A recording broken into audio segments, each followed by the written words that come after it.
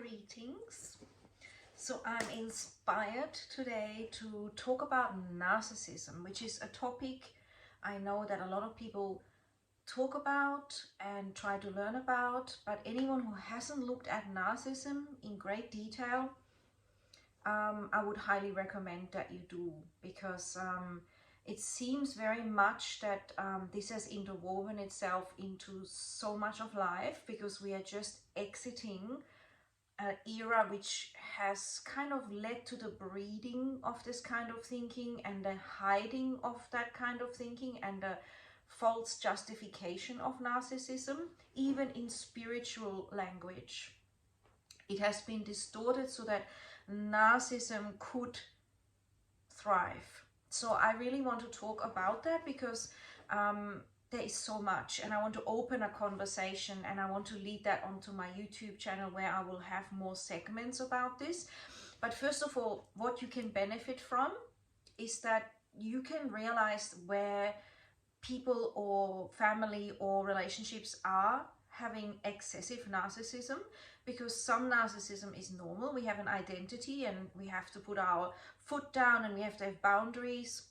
But the thing is, that's healthy self-care versus narcissism, which has distinctive patterns that are flowing through a narcissist's life. So it's not an on and off thing, it's a pattern which sometimes may get camouflaged, but in general, no, they usually can't pretend to be particularly heart-centered.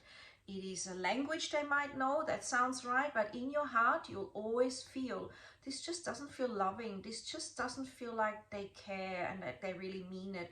It just keeps going back to them, and when I point something out about them, it keeps getting pushed back onto me, or in your case onto you, or onto something else. There's so much blame going on. And when you're an empath, or when you are a person that's balanced, you will want to reflect on yourself, and you will take that on board as feedback and wonder and start questioning yourself. And I want to help people, in particular women, because that's my niche, to really be in touch with their truth, so they don't buy into a false narrative around being accused of being narcissistic, since that's also a bit of a buzzword that's easily thrown at someone, and it can be very hurtful, and it can be very well, it can create a lot of gap between you and yourself, but also between you and your relationships, and a lot of misunderstandings. So like I said, there are amazing YouTubers that have specialized on this, and I'm just sharing my version of it, my experience of it. And the greatest part was when actually I had an ex-boyfriend, and he decided to conclude that I was a narcissist right at the end, before we nearly ended it. And somehow he got this idea, and he thought he would throw that at me. And he kind of said, you know, I don't think you will possibly see it, because narcissists are always really blind to recognizing it. But what happened was, is even though I was annoyed that he sent me an email and saying that, I thought, well, I'm not going to watch it, because I don't even believe that, you know, his opinion matters. But then a few days later, I thought I'll have a look, because just for the fun of it, and also for the curiosity, what is going on, I'm just forever curious. So I watched this YouTube he sent me, and it was all about narcissism, right? And the amazing thing is that, honestly, I thought, wow, but he's doing all those things. And it made me actually realize I really got into narcissism, and I really studied it, and how to differentiate between your natural parts of you which are narcissistic, and the part where it is unhealthy, which is a proper narcissist, right? So it's like saying sugar is bad for you. That blanket statement is just inaccurate, because we need sugar all the time to survive. Now, if we have it in the form of healthy fruit sugars, and we have it in the form of a healthy apple or grapes or whatever it is we're into, it is really pivotal and healthy. Without it, you know, life is not the same unless we are breatharian and we have gone beyond food. So then to take that out of context, where yes, having a food addiction and having sugar in everything, and not being able to manage our sugar cravings because the bacteria inside are thriving off it, and the whole environment and milieu within the body is so immersed in sugar it can't even see beyond it. That's such a completely different thing, right? And then there's all the parts in the middle. So it's the same with narcissism. There comes a point where it is just dysfunctional, not okay. And of course, in psychology, they have a lot of terms for different aspects of it. I was really quite blown away is the word, by spiritual narcissism. I get it, there's intellectual narcissism, so there's someone who thinks they're really smart and they're completely focused on anything rational, and they almost abhor any emotionality and any of that, you know, kind of feminine expression of emotion, which is not based on intellect, which, you know, that's just how they are. So that's that. And then there's also the narcissist that is more about sexuality and romance and looks. So it's all about how cool they are, or how rich they are, and how they can attract and get what they want, which is usually energy from you in the form of attention, further fame, or sex, or just, you know, being part of the club. And that is used to gang up on other people and cause triangulation and a lot of mess amongst people. But then there also can be a person that is egoically invested in spirituality and is using that position, even in an orphanage or a church or a yoga or a coach or whatever it might be. Narcissists have infiltrated in that and learned those skills of NLP or yoga, perhaps for a reason that's not so altruistic, for being hot, for attracting hot women or hot men, or for thinking it will make them look better, or for some sort of other reason that's not exactly heart-centered. Because it is a kind of a cliche and a group and a kind of, you know, image that some people can strive for. Because a lot of people realize that when you're in the yoga world, for example, or in the coaching world, people are vulnerable, and really ultimately they trust a lot more because they're looking for answers. They're often in a process of change, so they are open and vulnerable. And so narcissists have figured that out, because they're not in their heart, they're in the intellect, and they can see that. For them, they don't get caught up in that cloud of emotion, not really. They come back and always switch back to the intellect, from which they make a decision on how to get more from you to serve themselves.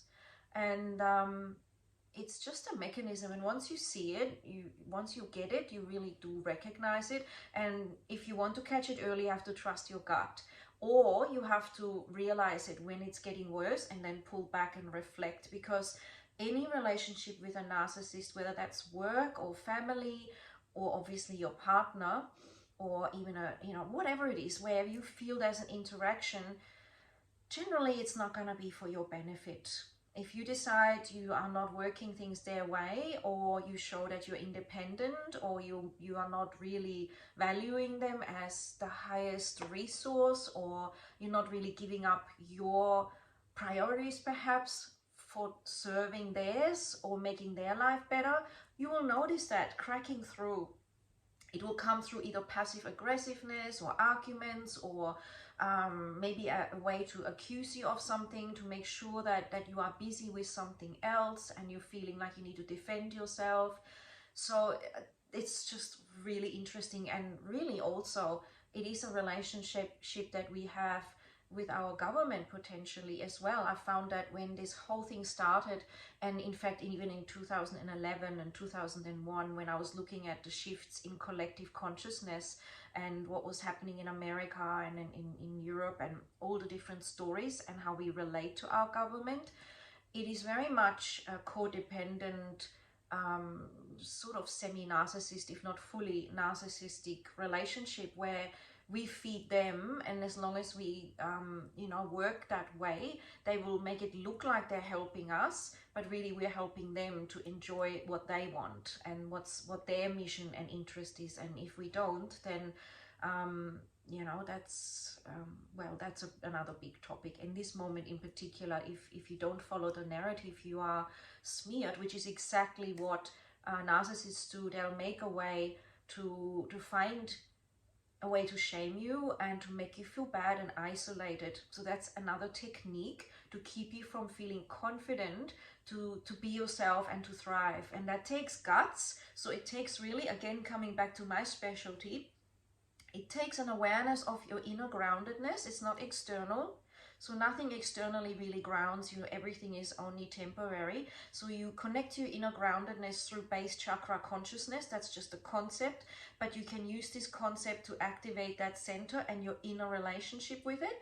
And then also your capacity to meet your own emotions, your water elements. So by first was the earth, now is water. To be able to be okay with your emotional self. If you have suppressed that and you buried it away, it's really hard to feel strong and rise up and know what your heart is saying, to recognize whether you are in a bad relationship, if there's a narcissistic element going on, and to navigate that in a strong, powerful way. And then of course, if your personal power is depleted and you haven't spent the time to get rid of those fears and old programs, it's very hard to stand up to a narcissist, which is why narcissists love followers. They love people that are a bit broken, people that are financially low, so they can't, you know, maybe take a lawsuit against you or step it up or be better than you. They enjoy it, and if you are not doing so well, because if you do well, you could be more powerful than them and make them look bad in some way. It's very interesting. So really, once these three centers are balanced, and that means really inner work, it means not just, you know, going out there and swimming or doing gym work or whatever that is, or just working on your mindset. It means we need to get into the unconscious patterns of our various dimensions. And this is where we can wake up now to the fact we're not just this. We are actually so much more that we think we are, than beyond our programming. We are consciousness, we are divinity, and the programs are what keep us stuck. They can be changed, and then ultimately it is all consciousness and awareness, which is far more intelligent than anything you would do just reading a book or, you know, thinking you've got it or convincing yourself you've got it. It's really, really deep, where the unconscious is creating your life and your experiences, and attracting narcissists at times when you need to learn from them. So I want to go in more detail on my YouTube channel, and there will be tips in there to ask yourself. For example, one of the main questions to ask yourself would be when you're away from this person, because when you're with them, they often scatter you up so much that you don't have the energy to reflect. You often feel exhausted being near them and depleted. So it's really important to step away and to notice, if you've been away for a few days, how much better you feel, number one, how much energy you probably have. And also ask yourself, when you're near them, do you actually feel good? Do you feel good in your gut and in your heart? Or is there a feeling of resistance and a bit of anguish or anxiety or an unsettledness?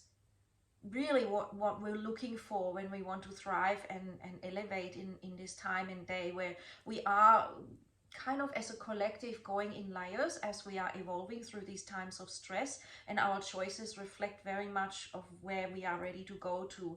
So if you really want to accelerate your ascension and really release some of those heavy 3D dimensions of slugging it and fear and lack of money and, you know, not having a good relationship near you with your partner or with your friends and feeling just out of sorts, then one of the best ways is really to go into that self exploration inside, because that's the direct route. And anytime when we're challenged, we can look externally and we may feel at times better and reassured, but again, that is temporary, because ultimately all of this is temporary, even our body and our personality and our challenges.